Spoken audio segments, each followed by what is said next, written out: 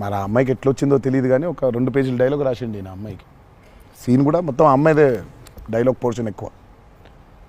వచ్చి అలా టపటపటపట చెప్పేసింది. నేను ఒక్క సెకండ్ అయిపోయి శివ కూడా షాక్ అయ్యాడు, ఈ అమ్మాయి ఏంటి ఇంత ఫాస్ట్గా చెప్పేసింది ఇలా అని.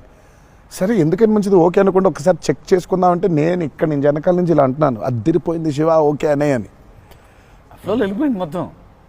ఎక్స్ప్రెషన్స్, ఆ మధ్యలో పాజులు, మధ్యలో యాక్టివిటీస్ చేసుకుంటూ టక్కన లాంగ్వేజ్ ఇంకా గ్రిప్ దొరకని యాక్టర్కి అన్ని ఆ యాక్టివిటీస్తో చేయటం, ఆయనతో ఉండటం, ఆ పాజులు ఉండటం, ఆయన రియాక్షన్ మళ్ళీ పసిగట్టి మళ్ళీ మాట్లాడటం ఇంత కష్టం కదా.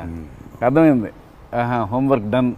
That I think she'll become very big. She's got that phenomenal talent. మరి obviously శ్రీదేవి గారి డాటర్ కదా, ఆర్క్ ఉండకుండా ఉండదు కదా. So she